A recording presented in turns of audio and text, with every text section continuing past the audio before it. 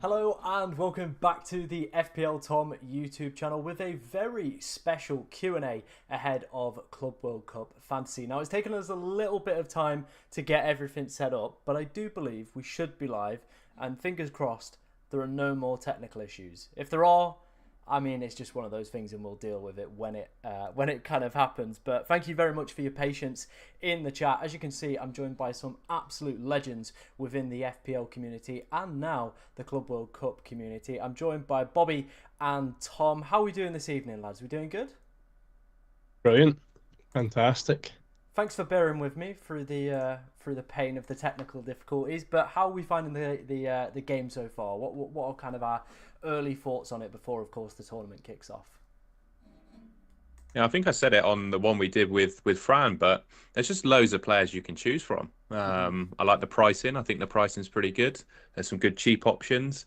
And my main battle at the moment is trying to pick players that stay under 5% owned, where I want them to be. A couple of my picks are slowly creeping up. We were talking, I'm sure we'll talk about it later. Svensson is getting agonizingly close to 5% now. Yeah, he is indeed. There's quite a few, isn't there, really, that I think a lot of the community have kind of looked towards, and then it hasn't kind of worked out because everybody is slowly creeping up. I think I put a tweet out yesterday about Cambiasso begging people to sell him off as he was hitting 5%. I was like, please sell him. But the plan for today's stream, very similar to the one that we did last week. So we're going to run through our guys' teams, look at the players, look at our chip strategies for the group stage, talk about the players we like, the players we dislike, teams we're going to be targeting, and of course, in between all of that, we are going to try and help you guys out as best as we possibly can as well, and answer as many questions, because I do imagine as we're getting closer and closer to the tournament, more and more questions are starting to appear. So let's start off first then with your team, Tom. It is on screen right now. This was the team you included in your final draft. I believe that's the third or fourth final draft video you've done. Oh, just the second, mate. But talk me through it. Are you happy with it? Do you think there's potentially going to be any changes before the deadline? Talk to me about your chip strategy and any players you wish you could get in this team but couldn't quite manage to get them in. Yeah, I've become a bona fide content grifter with those final drafts, haven't I? I can't remember the team that I would have showed on your stream last time round, but I'll just go through all the players. I think Juventus have looked like they've got really good clean sheet odds, at least for match day 1 and 2. And I'm going to wildcard in 3. I think that's the getting rid of your chips in the group stages. I think is the way to play this, just with the golfing teams. And I just think there's going to be the most points available in the group stages. And because I'm wildcarding in 3, I'm focusing on match day 1 and 2. Looks like Juventus are going to do pretty well in the first 2. Di Gregorio, when I picked him, was under 5% owned. Not anymore, but I'm thinking I might still just stick with him anyway. I've gone for Kelly with that sub 5% ownership. Fingers crossed that he plays. I think he probably does. Yeah, I think. Yeah, Dumfries. I mean, every time I see Dumfries play a game of football, he looks like he has a chance of scoring. He's really good from set pieces. Like even if from open play he doesn't get a chance, he's a real threat in the air from set pieces. And I think Inter have still got, despite losing the Champions League final and other stuff they got going on, I think they'll still do quite well. The only player a couple players in my defence I'm a little bit unsure of is Hakimi. Obviously, he's an amazing player, but he's got Atletico Madrid first up, and I think that's one of the teams just in world football you'd least want to play. So I'm a little bit concerned about that one. But I just think PSG is so good that they probably still win the game. Rafael Guerreiro from Bayern. I'm just a little bit worried about his minutes, to be honest. I have a feeling, though, Bayern, I think, have used 3 different players at left back without Alphonso Davies. And I've just got a feeling that against Auckland, they used their most attacking one. I think it makes sense that you go for the most attacking fullback you got. Yeah. And I think Guerreiro ticks that box. Mentioned Svensson, it's him or Ryerson, but if Svensson creeps over 5% ownership, there's just no point going for him, really. So I'll go for Ryerson instead. I don't think my midfield would have changed too much. Apart from the introduction of Diarras Keita from Flamengo, I was kind of sold on him by Fran last week. He just bigged him up, and I think he's a little bit better than Brandt, who I had in there previously. Harry Kane, I think, is probably the best captain, at least on paper, we'll see this whole tournament. So I think you've got to go for him this week. It was between Haaland and Mbappe who went there, really. You can see I've got Mbappe as my 12th man. Didn't really know who to pick as that. I'm kind of 50-50 between the two, but I knew I'd be able to get the other one on the 12th man. So that's what I've done. And then I've gone for I've forgotten his nickname. Agihawa. He's got a nickname. Samu Samu, as yeah. well. He's 25 goals this season and he's 4.2 million. So yeah, I can't really say no to that. I did just notice one thing as well. The team's call was going to end in like 10 minutes, so you might have to quickly start a new one for us. But that just so that doesn't alarm you. Oh, brilliant! I mean, it's just one of those things with the stream, isn't it? Yeah, I think this is a lot better than the team that you showed last week on stream. I think there's a real good balance here. Strong defense, interesting looking midfield as well. Quite a few talisman in there. Obviously, Palmer, Franco, Diarras are all penalty takers, free kick takers, stuff like that. And I wanted to ask your opinion when you sent me the team earlier around Haaland and Mbappe. What was kind of the decision making between picking one of them for 12th man? Because currently I've got it the other way around. So I was kind of interested to hear your opinion on that. Yeah, it could well be the other way around for me as well, to be fair. I just have a gut feeling that Man City are going to have a better time of it this tournament than Madrid are. And I wanted a piece. Well, I guess I don't have any Madrid players either, do I? I No. was just saying I wanted a piece of Man City, but then I also don't have any Real Madrid in my team either. So, yeah, I guess it's kind of a 50-50 call, really. Could go either way. Yeah, I guess though the thing with maybe Real Madrid is after the first game you can kind of have a little bit of a scout who's going to be potentially the midfielders to pick from their side. Maybe Goulet could be the one at 6 million. He could come in for Fernandez potentially, or Diarasa with difficult fixtures for him for match day two. Whereas City, you feel with the players that they've brought in, trying to predict outside of probably maybe like Haaland and Gvardiol who's actually going to play every single game. I think it's a real difficult and kind of tricky point on that. I'll throw to you, Bobby. What are you making of Tom's team? I'm guessing you can see it on screen, right? I hope. Y- Yes, all good. No, I like it. I think, to be honest, I think the Real Madrid versus Al Hilal game could be a little bit like I don't. I think there's a lot of easier fixtures than there is with Real Madrid's fixture on match day one. So when we come round to my team, I don't have Mbappe in mine. Sorry, dying. Um, yeah, so I've tried to cover off Real Madrid, yeah, a little bit, but I do agree as much as Mbappe, I think, could be a good pick. I like him as the 12th man. I definitely would like to have him in match day one. But I do think Kane and Haaland are definitely the two premiums to go for this week. Yeah, agreed. I think Kane as well in terms of just that captaincy appeal for match day one is the big standout for me. We'll talk about your team because you've done something a little bit interesting with your chip strategies in a second, Bobby. You've not gone for the 12th man, but we won't spoil it. We won't spoil it for people. Is there any players that you feel maybe are potentially missing from Tom's team that you would have liked to have seen in there, or do you think it's a pretty good, strong team across the board? See, I like the idea. Like obviously we're speaking about the Manchester City midfielders. I Hmm. would have really liked to go for Cherky, Doku because I think obviously Man City's fixtures in match day one and match day two are fantastic, and ideally would definitely want two attackers from there. But I think yeah, it's too difficult to try and predict who is going to be playing for them. Yeah, agreed. 100% agreed. Right, before we move on to Bobby's team, let's see what's kicking off in the chat. Thank you, like I said, for everybody sticking around. I know we were having some technical issues, but we'll try and answer as many questions as we can in between, obviously, running through everybody's teams. FPL Meerkat's put in a great point saying, leaning towards Bayern, fully rotating for that first game. Obviously, before we came live, we were talking about the tweet from, is it Bayern and German, the account? Talking about potentially a B team and a little bit of rotation. I was just interested to hear what your guys' thoughts were around that. We were talking before we went live that there are Mm. some, I couldn't find exact details on them, but there are some rules that FIFA have put in place where your club gets punished if you don't pick your first like starting quality players. Exactly how you define a starting quality player for Bayern Munich, though, is a different question, I guess. I, I think it'd be a real shame if Bayern Munich didn't play a first team against Auckland. I think Kane at least will play. That's my view. Not sure how their midfield will look, but I think Kane will play. I Well, think I do agree as well. I think I think the same account as well today tweeted a predicted lineup with the full starting 11 pretty much. So I Yeah. do think it'll be totally fine. And again, I don't want to talk too much on my chip strategy, but that's why I've went for what I've went for. But I won't spoil, yeah, right now. I think the betting markets as well, having kind of monitored them for about a week now, are also suggesting that they potentially know something around the lineup that they're going to be putting. Around about a week ago, you could get the best price was around 80-1. Now you're looking at 250.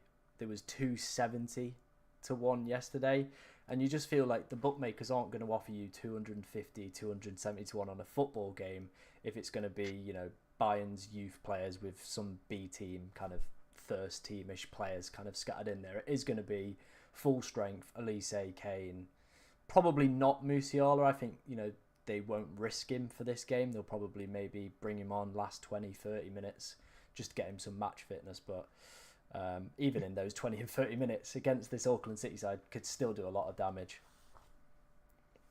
Let's have a look what other questions we've got coming in. Thoughts on Foden? Do you think he's an option, or do you think maybe the gamble on Cherky might be the better play if you were to look for a City midfielder? I think he just falls in under the category. He's probably the best one to go for, but his form hasn't been brilliant. But I don't even know how much you can consider someone like Phil Foden's form against the teams that he's going to be playing against in match day 1 and match day 2. He probably is the most minutes secure, I would say, of the midfielders. But yeah, I don't know. I think considering there's like 5 midfielders to pick from, I think there's a lot of better options. Agreed. Andy Burton, one of our channel moderators, thank you for tuning in, Andy. He says, Trent, what will Trent's minutes be like for Real Madrid? I haven't seen him in either of your teams, I believe, unless he's in yours. And he maybe snuck in there, Bobby, and I didn't quite see him. Is he in yours? He is in mine, yeah. I'm hoping, well, I would expect him to start because I'm not sure what the situation in Carvajal is at the minute, but obviously, we've seen what Perez was talking about today about Trent being an absolute superstar and stuff. I think he goes straight into the team, and the fact that he's playing in a Xabi Alonso system as a right wing back, I think he could be brilliant. And I think the hype Real Madrid are putting on this tournament, I think it's going to be a full strength, no resting, no rotating. I think it's going to be big. So I'm hoping the way that Frimpong played under Xabi Alonso at Leverkusen is the same kind of thing we can see with Trent. He's learned his Spanish, hasn't he? He's ready to go. He's been locked in on Duolingo, hasn't he, for like 2 years, bless him. Mbappe or a third Bayern attacker for match day 1?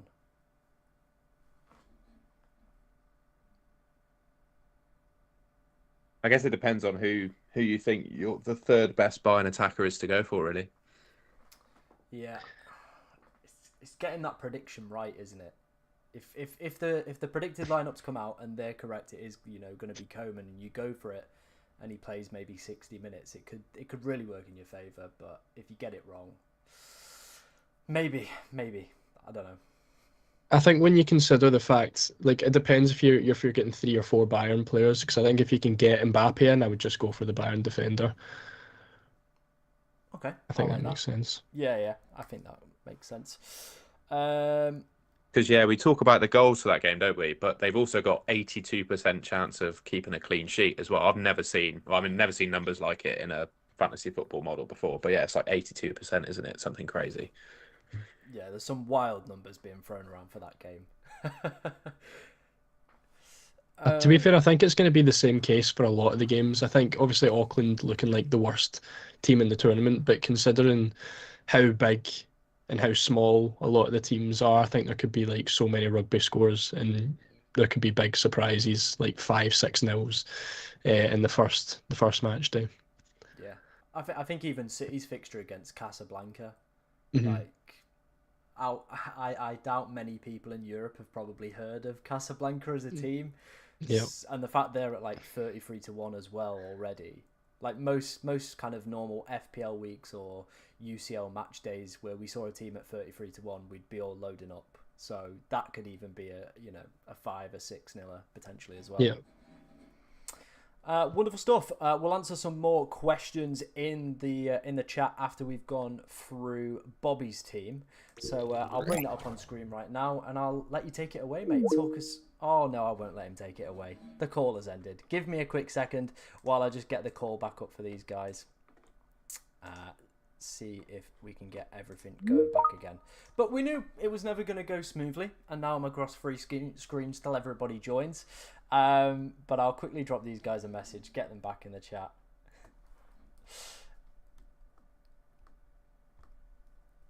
Back up now. Apologies again for all the technical issues we've had this evening. It's been fun, hasn't it? It has been fun. But hopefully everybody comes back into the chat fairly soon. Here they are. Here they are. Here's Tom.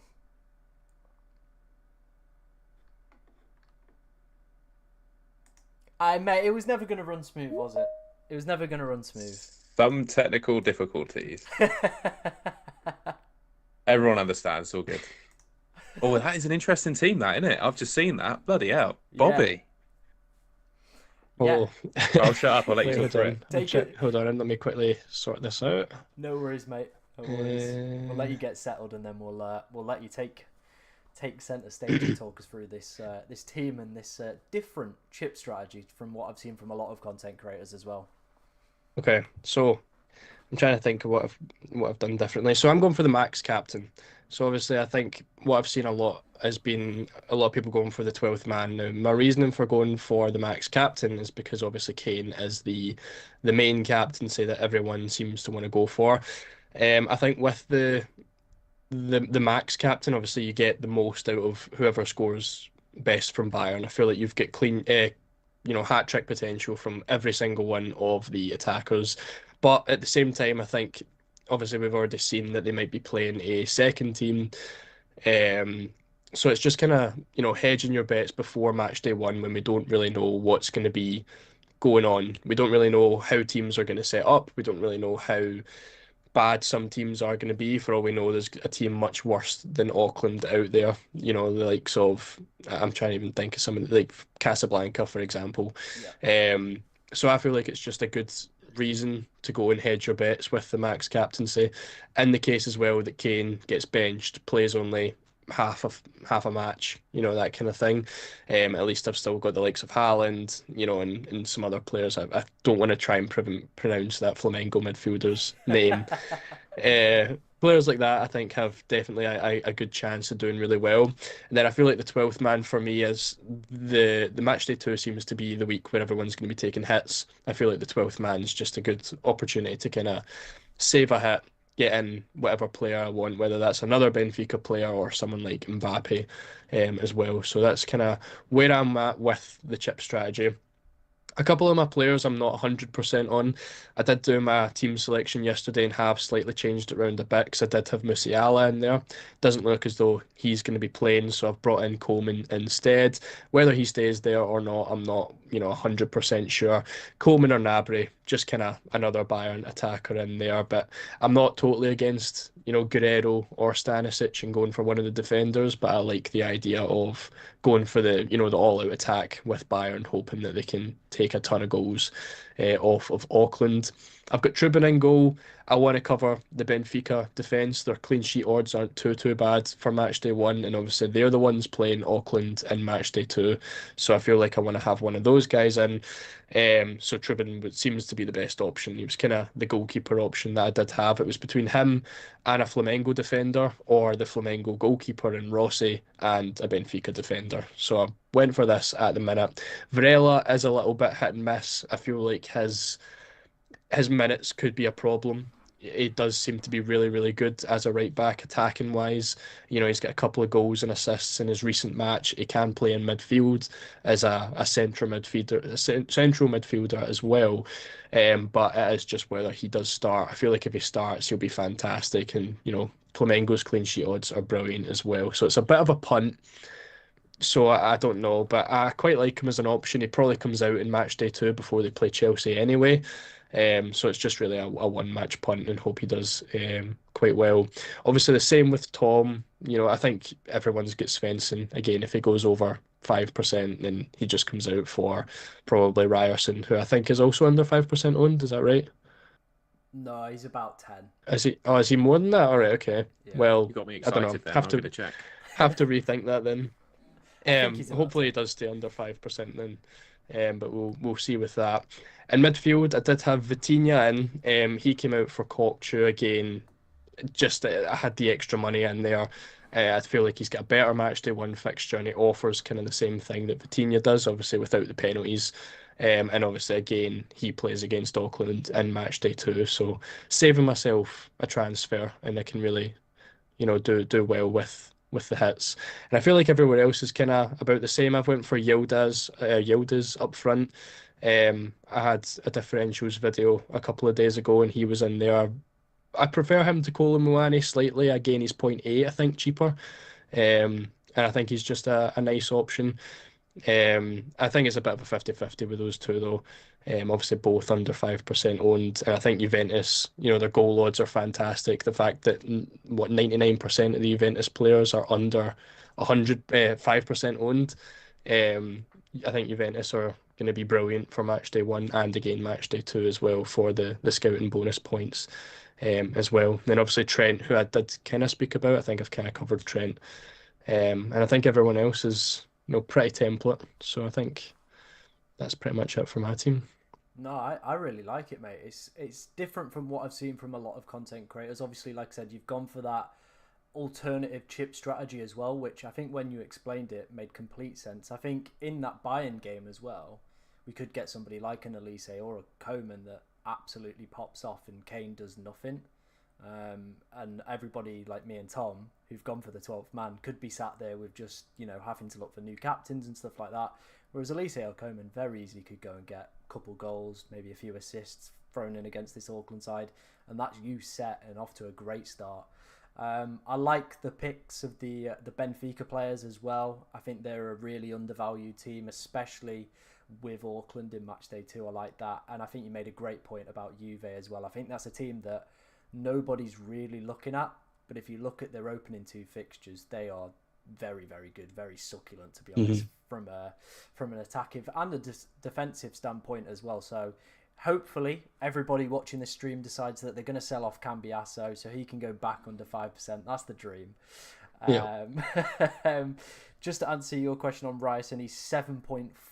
So okay, so that's not an option. Yeah, not really an option. The one question I had for both of you as well, the Dortmund clean sheet odds don't seem as good as some other teams. Is that potentially a little bit of a worry, or are you more kind of hoping that across this whole group stage that they should be better than maybe just 1 or 2 game week punts? I think they've been a bit leaky this season, haven't they? If I'm not mistaken. Yeah, they were pretty bad for large parts of the year, and then kind of went on a marauding run to salvage Champions League football. They secured it on the final day of the season, so yeah. Yeah, it sort of looks mid-table in the Bundesliga for goals conceded for them. Yeah, they've been a bit leaky.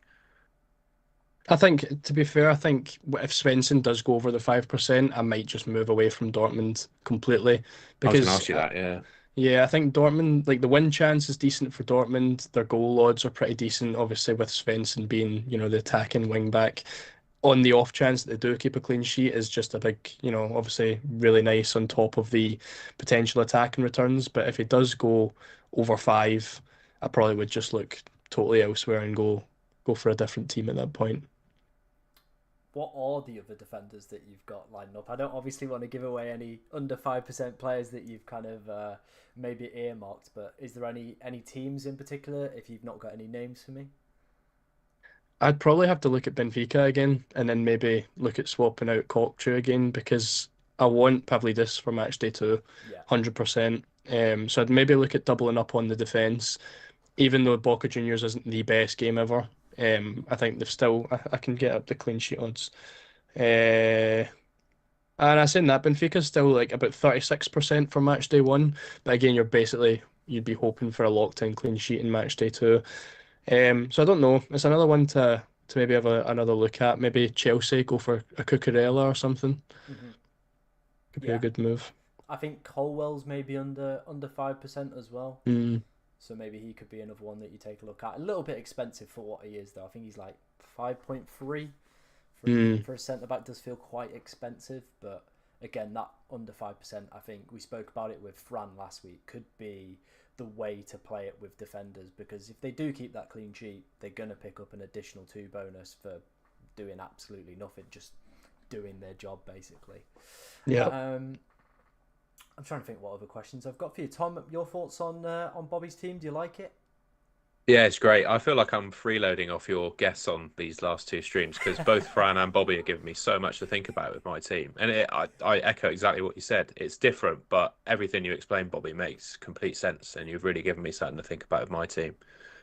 Yeah, I don't really have much to comment because it looks really good. The only thing I was well, it's not really a question, but I mean, I don't know if you have him as well, Tom, but I haven't really been able to build a team without Samu, the cheap striker, yet.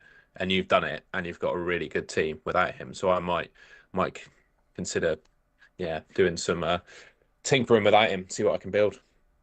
I do really like Samu. I just feel like at this point, again, like I said, with the fact that I feel like there could be so many rugby scores, I don't feel like Porto's fixtures are that great, and I think the fact that you've only got 3 spots at striker is going to be, I feel like taking the biggest advantage of that is going to be the best move. As good as Samu is, and as good value as he is, I just wanted to go for someone with a bit better fixtures.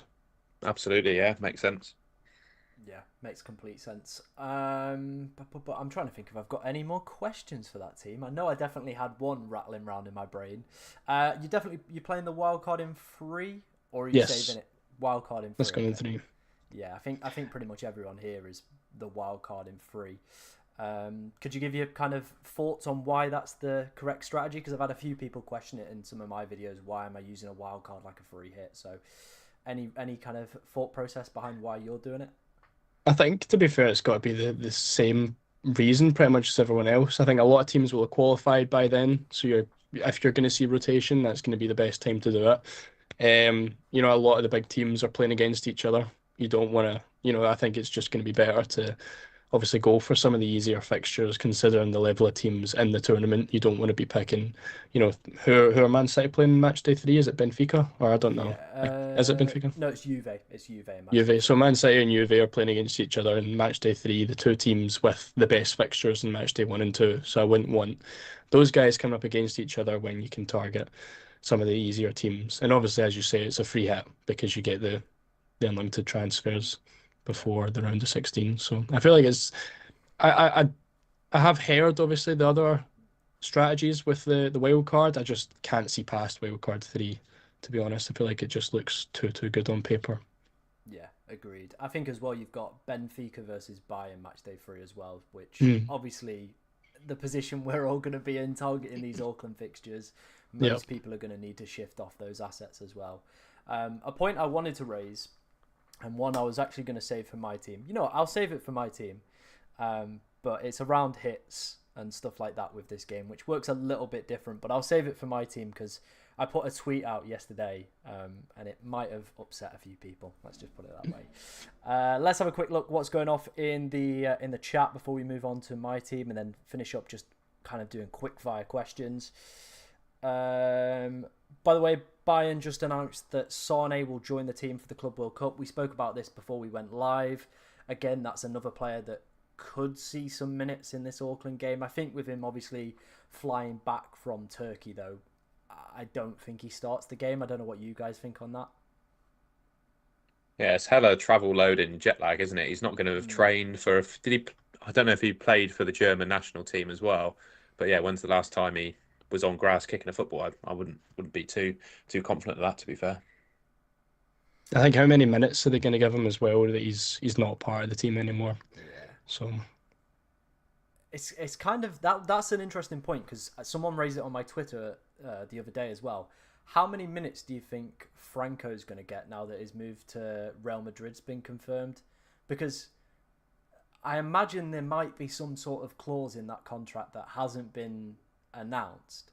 But let's say he picks up an ACL injury first game of this tournament. Real Madrid are going to be fuming with River Plate. So again, is he one of those players that, yes, River Plate have managed to keep hold of him and we're all happy because of everything he offers in terms of the value and his talismanic abilities, but do you reckon maybe there could be something in him missing some games or maybe not seeing as many minutes with that move to Real Madrid already lined up now? I feel as though I feel like it's a little bit different. Obviously, with Sani, is not. Maybe it was Harry Kane, if it was a totally different question, but I think he's very clearly River Plate's best player. So I think it's kind of like we will sell him to you, but we need him for this tournament. Yeah. So I think his minutes will be fine. Okay, good. Trying to be optimistic, I think it's like a mini loan, isn't it? And I think what better loan to give someone than this kind of tournament for his like boyhood club. I think he'll, and I don't think it'll be demotivating either. I think it'll be even extra motivation to play well because your time with the club's coming to an end. It's not like he's, yeah, doing a Sane leaving to Galatasaray or whatever. There's a bit more to that move, isn't there? I think. Yeah. I get that. Someone asks about De Gregor. Is he now a terrible asset that he's over 5%? What are we saying? Not terrible. It's just whether you want to go for someone less than 5%, really. We said Juventus looked pretty good for the first couple, but I think Bobby's got some merit there, suggesting the Benfica keeper. I think that could be a good shout. Yeah. Sorry, Bobby, you probably ruined it for yourself now. And I'll watch him over 5% over the next few days now. Did you say the Flamingo goalkeeper was under 5 as well? Yeah, he's only like 1 or 2%. Okay. Well, I'm going to keep tabs on all of these guys now because I guarantee we've mentioned them. They're just going to skyrocket through the roof over the next few days. Do keep the questions coming in. We'll answer these once we've gone through my team. Just kind of do quick fire. So get as many questions in and we'll take a look for you. But let's take a look at how my team is lined up. One change from the video that did land this morning, and that was pretty much as soon as the video went up, the predicted lineup came out for the buy-in team. So I've changed Musiala and brought in Coman, but I've gone for a slightly different strategy from what Tom and Bobby have gone for. But I've gone for the cheap goalkeeper route. I've gone for Martian and Armani. The reason I've gone for this is I absolutely despise goalkeepers in every single fantasy game and think they're the most useless thing in the world. Their max is usually between like 6 and 8 if they make some saves, but normally they're probably going to just pick up a 2 or a 6. Like there's no kind of in-betweens unless they're a very, very busy goalkeeper. So I've gone for the cheapest possible options. Obviously River have got a pretty decent fixture where you imagine they should be able to keep a clean sheet. Boca's opening 2 fixtures aren't great, but maybe he picks up enough save points to get the potential scouting bonus because he's under 5% as well. So that might potentially just edge him to 6 points. And that's kind of the thought process there. In terms of the back line, Hakimi is in there. It's not the greatest fixture, like Tom said, for match day 1, which is a little bit of a concern. But he's still one of those players that even against top-class opposition, he can do some serious damage and can be an absolute monster as well. Mora's in there at 4.1 million. I think just a fantastic enabler. Cambiasso, I'm begging, just goes below 5%. But even if he doesn't, I still think he's a pretty good pickup considering the attacking output he's got. And, of course, the 2 good, opening fixtures for Juve. The bench defenders, Dumfries and Kelly. Kelly under 5%, so he picks himself. And Dumfries, again, alluding to what Tom said earlier, the fixtures look good for Inter across the opening 2, which is what I'm going to be targeting with this initial draft. And he's just been an absolute monster, really, over the past couple months. It seems like every kind of Inter goal involvement, he's got some sort of play in it. I saw he got some goal involvements for Holland over the international break as well. That's just gone as well, so seems a pretty decent pickup. The midfield is Elise and obviously Coman, who are against Auckland. Then we've kind of gone for the talisman of every side with a decent fixture here. Palmer, Diriasa and Franco. I think Palmer's I've not seen him in too many people's teams, but the reason he went in there was after the Betis game. I just thought if he's allowed that much room, he is going to cause some absolute havoc. And I've watched the qualifier back that LAFC won. My God, the amount of room in that game, it's just like a top class player is going to absolutely destroy some of these teams given the room. And I think as well, given the I think it's like 2 chances created is an extra point as well, and somebody like Palmer pretty much just every kind of Chelsea attacking outlet goes through him, doesn't it? Really.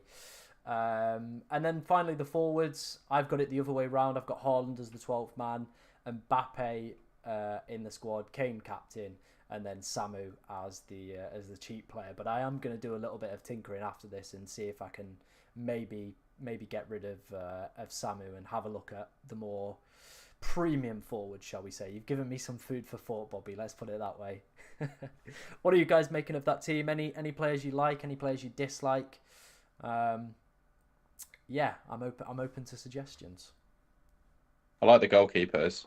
I like what you've done with the goalkeepers there. I think that could be a good shout. The one memory I have attached to double cheap goalkeepers, it was a couple seasons ago. I think Andy, Let's Talk FPL, had Danny Ward and Iverson from Leicester as his two keepers, and he managed to outscore me, who spent, I maybe had Martinez or someone that was like the maximum price for a goalkeeper, and he outscored me with the two cheapest in the game. So yeah, that's my one experience of going through that, and it paid off for him. So hopefully it does the same for you. Fingers crossed. Either that or both teams get battered, I guess. I think I agree with the goalkeepers. Like, I've always said this, Champions League fantasy, it's been like go for the cheap goalkeepers because the saves really, really matter. But I feel as though I've obviously got Armani as well in my team, but I feel like I wanted one option that if they do keep a clean sheet, I think the Benfica goalkeeper is going to be capable of making saves. I think the extra 2 scouting bonus is going to be good, and I think the clean sheet is just kind of what can take them over the 4 points to get the extra 2 more than the saves, which I usually would go for. No, yeah, I do agree. I think maybe that is the weakness where I might miss out on a few extra points, is those goalkeepers that have a higher probability of keeping a clean sheet and are currently under 5%. So maybe that is an area I need to look at. But I don't know, is it worth spending like an extra near 0.8 mil on 4 points? I don't know what you guys think of that. How much have you got in the bank with this team? Do you know? A bit. I think I've got a little bit, but it's all kind of saved for match day 2 transfers. You're using it next week. Yeah, that's another thing to think about, isn't it? Yeah, because this was I put a tweet out yesterday and basically said I'm thinking about a -9 in match day 2. It got some interesting responses, but I'll talk through my process before you guys call me insane or a moron or whatever. But obviously it's now a -3 hit rather than a -4 hit. Players now pick up an extra point for the basic actions that they do, so scoring goals, assisting, clean sheets. So that already helps negate that minus. We've also got players scoring more points for, chance creation, shots on target. Again, when you're picking these attacking midfielders or strikers, they are going to just naturally do that anyway. And then finally, we've got some absolutely massive one-sided fixtures where I feel teams could just blow other teams out of the water. So that is kind of where my thinking is at in terms of this -9. So it would be looking to bring in Benfica players, probably double Benfica, double PSG. I can't remember who else I had in there as well, but yeah, there's a few other players like that and stuff like that. But that's kind of where I'm at in terms of match day 2, maybe taking a -9, fully attacking these weak fixtures, because Auckland could be one of these teams that lose like 15-0 in match day 1.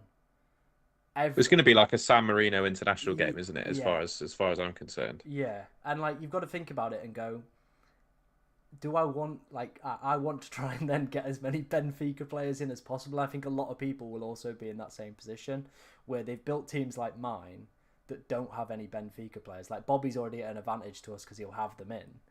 But yeah, so that's kind of where I'm at. I don't know what you guys think of that heavy minus taking or more aggressive minus taking in this game, but I'm interested to hear your thoughts on it. I feel like the person that wins this game is probably going to have taken some hits. And like you think simple maths, it's 25% less impactful taking a hit in this game than it is FPL. Yeah. And people consider taking hits in FPL almost every week, I see. And people have. I imagine the winner of FPL might have taken a hit, for example. So, yeah, there's definitely logic to it. There's just so many ways to play this game, isn't there? Like everything both of you have said, very different to me, and it all makes sense. I can't argue with any of it. I think I'm the same as well. I like the idea of the hits. I think I'm kind of trying to split my team up into the best possible match day one, best possible match day two, best possible match day three. Obviously, with the wild cards, best possible match day threes there. I want to take the hits to do the same thing as you, get the Benfica guys in. Atletico have a good fixture against Seattle, Yeah, PSG and stuff like that.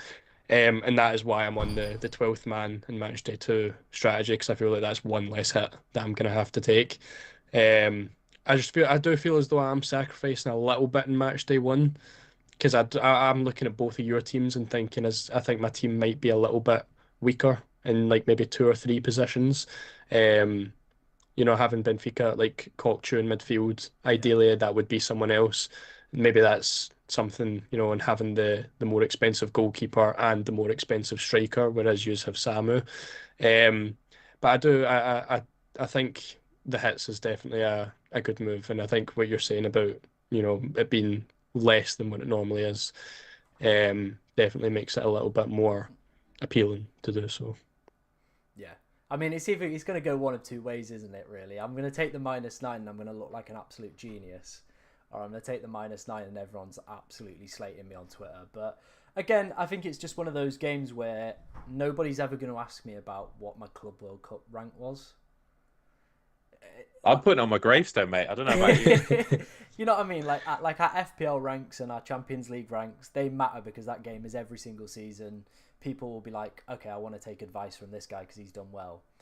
Club World Cup, I think if I like, this sounds a little bit big headed, but maybe I could win it if I took like minuses and just was played it a little bit more aggressive than I would any normal game, or I just do terrible. But again, like I said, nobody's ever gonna care where I finish in Club World Cup fantasy. So Have you Plus, seen it's if there's one a that I don't prize? think. Oh, sorry, Bobby. Carry on. No, no, I was going to say I think it was a one that a lot of people weren't going to play anyway. mm, So I don't see any reason why not just to have a little bit of fun with it. I wouldn't get too technical into anything. If you want to take one extra -3, then go take one extra -3. yeah, I think my mind will definitely be made up after probably watching most of match day one. If I'm seeing Mm. some big cricket scores in there, I'm going, yeah, Mm. -9 locked in, because the players could easily just make back those minuses. And I think maybe you might have some people that are obviously still with kind of the FPL mindset, where they're like, oh no, I'm not taking a hit, I'm not doing that. But as we've seen with these kind of shorter format games, it is about just getting out early, getting as many points, because I feel when you get to kind of the semi-finals or the finals, a lot of people's teams start to look very, very similar. I don't know if you guys agree with that point. 100%. We experienced that in the Euros, didn't we? Yeah, Yeah. You just pick the best teams, best players from the best teams, yeah, and they score the most points usually. That's just how it works. it is indeed. Any final points before we take a look at some quick fire questions before we wrap up? I was just looking to see, is there a prize for this game? I've had a look. I don't see any prizes for it, to be fair. No, I'm gutted. I doubt it. It's FIFA FIFA. not putting up any prizes. We've Shocking. all seen the documentary.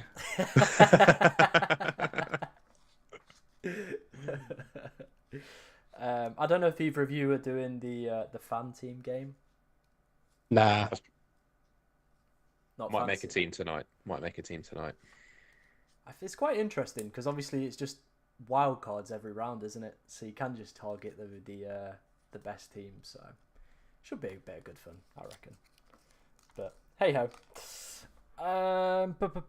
Someone's asked about prices rising and falling. There's none of that. Everybody is just locked in at the prices that they are right now, so you don't have to worry about missing out on anybody, which I kind of do like, especially for these shorter format tournaments. I think that's a fair way to play the game. So much easier to plan. Yeah, 100%, 100%.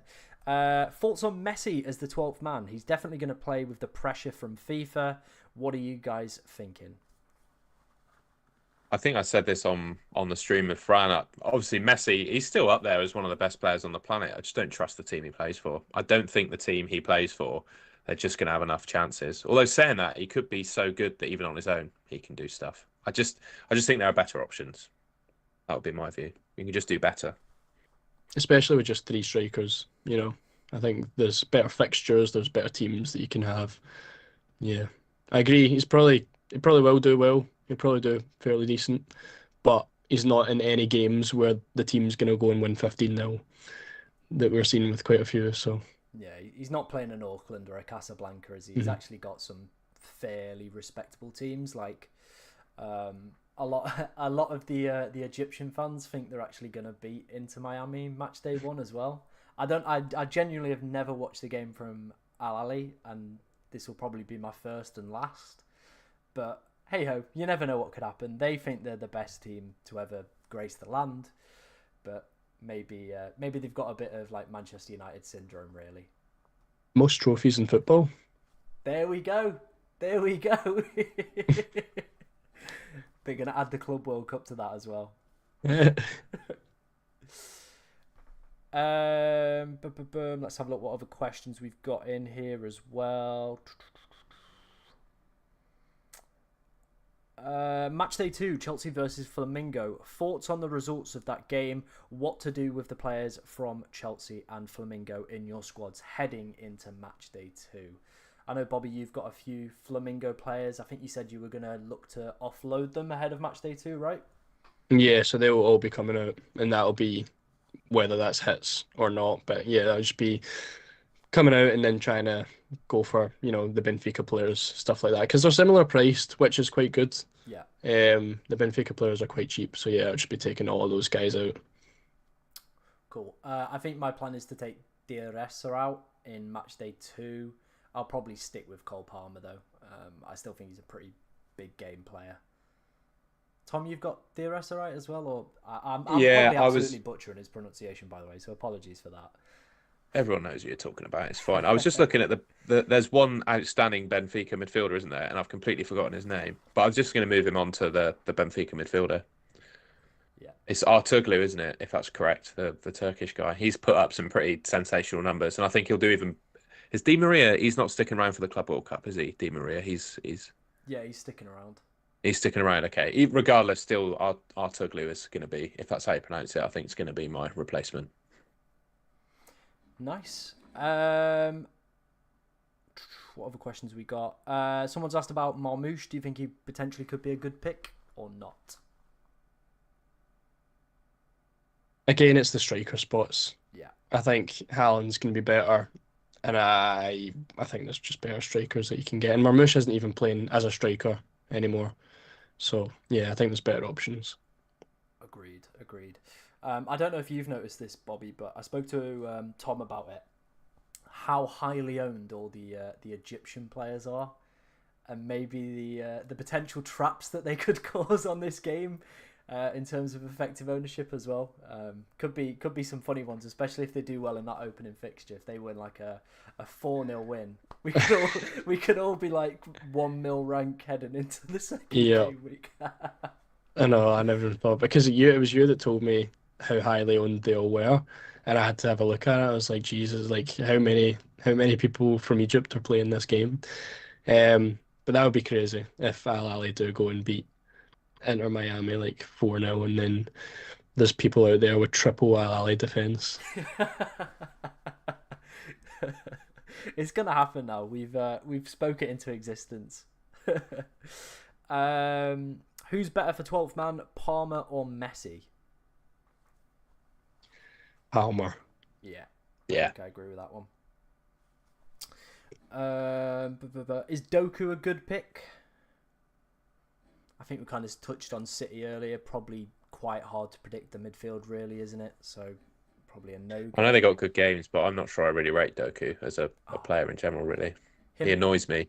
It'll annoy you to own him, that's for sure. yeah, him and It did. Madueke are my least favourite players in the Yeah. Premier League. They're terrible to watch. They wind me up. He did make one of my drafts, Doku, and then I took him out after like 10 minutes. I just don't want to be any part of that. I don't need that. Cortex has mentioned Kimmich. Do you think he potentially could be an option from Bayern Munich? Is he a midfielder? Yes, he's down as a midfielder. I think you're better off picking one of the attackers than him. I Mhm. get the sentiment, but I think we spoke about this on the on the stream with Fran, didn't we? But those kind of chance created tackles, bonus points, I don't think they're valuable enough to chase them. I don't think you get enough points for it. Yeah. You did I think in the Euros game, it may have been a bit, I can't even remember to be honest, but in other games, tackles in those kind of things have been a bit more valuable. But in this one, I think you're best off just going for goals and assists, to be honest. Yeah, I agree. I agree, mate. I think it was ball recoveries in that game, so a little bit different metric, isn't it? What other questions have we got? Who's the better option for match day 1, Garassi or Martinez from Inter? Oh, that's a good question. That's a great I'm gonna question. every time I've seen Martinez play for Inter, he's missed a sitter, pretty much every single time. So I'm gonna say Garassi based on that, based on my like 3 or 4 games that I've watched of Inter. What's the price difference like between them? I was just going to have a look at that. Is he under 5% as well? That could be the big swear. 9.8, and he's not even under 5%. Garassi is cheaper at 9. 9. I'd probably go for Garassi then. Yeah. I think it's very, very close between them. It depends what you can do with the extra 0.8 million. But then, to be fair, if you're having him for match day 2 as well, I would argue that Martinez is the much... Well, I don't know how good Mamelodi Sundowns are against Dortmund, but I think Inter against the Red Diamonds, I would rather have Martinez for that game.